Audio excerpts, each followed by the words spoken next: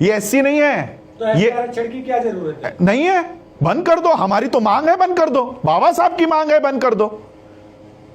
बाबा साहब ने कहा था 10 साल के लिए दिया है, 10 साल के बाद बंद कर दो, बंद कर दो और हमको हमारा सेपरेट इलेक्ट्रेट दो। बाबा साहब ने सेपरेट इलेक्ट्रेट की मांग की थी। पहले बात मैं आपको क्लियर कर देता हूं, वो एससी के सांसद नहीं है, वो रिजर्व होगी सीट एससी के लिए। वो सांसद उस पार्टी के हैं जिस पार्टी से वो चुनकर आए हैं, इसलिए वो एससी की आवाज नहीं उठाते, उस पार्टी की आवाज उठाते हैं। और यही है वो गांधी का पूना पैक्ट। ये बाबा साहब के एससी के रिजर्वेशन से नहीं आए हैं, ये गांधी ने जो हमारे अधिकार छीन लिए ना, ये उसका नतीजा है और उसकी ये देन है जो इस तरह के एजेंट्स उसके ऊपर चले गए हैं। बाबा साहब इनको सांसद नहीं कहते, बाबा साहब इनको एजेंट कहते हैं कि ऐसे लोगों को वहां पर बिठाया दिया गया है जो आज एससी के ऊपर अत्याचार भी हो ना तो उसके ऊपर आवाज तक नहीं उठाते। ये सिर्फ पार्टी के इशारों के ऊपर काम करते हैं। मोदी ने वहां से आंखें ऊंची कर दी तो यहां पर ये चुप हो जाते हैं। ये ऐसे लोग अंदर बैठे हुए हैं। आज राज्यसभा में वो पायल नाम की कोई एक्ट्रेस है, उसके ऊपर बलात्कार हुआ है या नहीं हुआ है, उसके लिए राज्यसभा में बैठा हुआ आदमी जो शेड्यूल कास्ट का होने का दावा करता है, वो गवर्नर को मिलने जाता है। वो लड़की जिंदा है।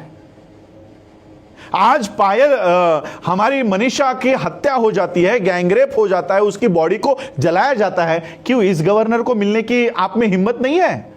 तो ये कौन है? एससी को आप इसको एससी समझोगे? ये एससी नहीं है।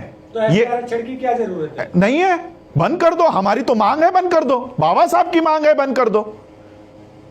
बाबा साहब ने कहा था 10 साल के लिए दिया है, 10 साल के बाद बंद कर दो। बाबा साहब ने 10 साल का पॉलिटिकल रिजर्वेशन कहा था। बाबा साहब ने कहा था ये जाने वाला, इसके पीछे मत लगो। क्यों सरकार इसको हर 10 साल के बाद बढ़ाती है? एक तरफ हमारा एजुकेशनल रिजर्वेशन बंद करवा रहे हो, एक तरफ हमारा सर्विस वाला रिजर्वेशन बंद करवा रहे हो, लेकिन पॉलिटिकल रिजर्वेशन बढ़ाते जा रहे हो। क्यों?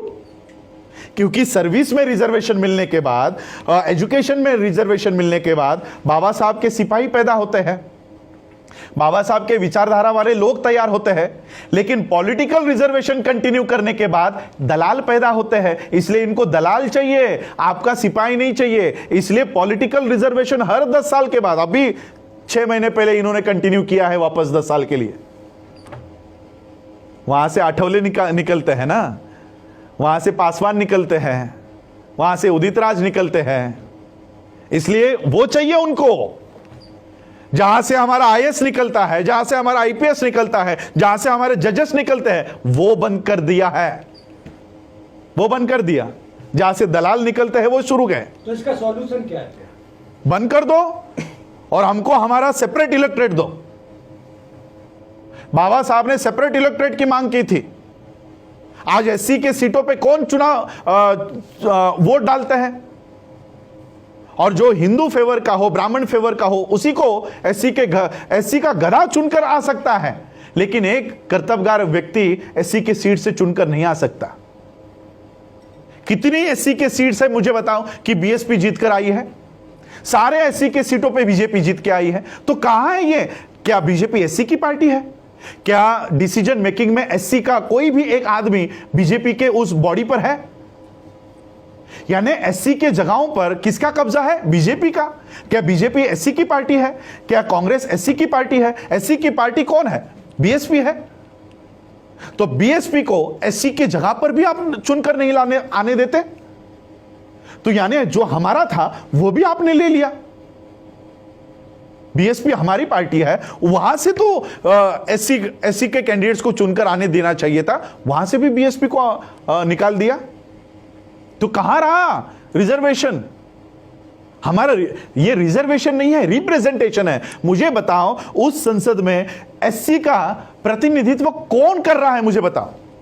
रिजर्वेशन छोड़ दो कि 30 सीटें आपके लिए रिजर्व है, रिजर्वेशन छोड़ दो, रिप्रेजेंटेशन की बात करो। कितने लोग एससी के ऊपर अन्याय हुआ, किसने इस्तीफा दिया? प्रतिनिधि कौन है? हमारा प्रतिनिधि। अगर हमको प्रतिनिधि रास्तों के ऊपर ही चुनना है, देखो मैं आज आप लोगों के माध्यम से इस देश के प्रधानमंत्री को चेतावनी देना चाहता हूं।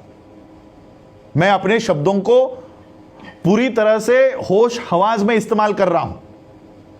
मैं इस देश के प्रधानमंत्री को चेतावनी देना चाहता हूं, आप संसद में बहुमत में होंगे, आप राज्यसभा में बहुमत में होंगे, लेकिन देश में हम बहुमत में हैं। देश में हमारी संख्या ज्यादा है।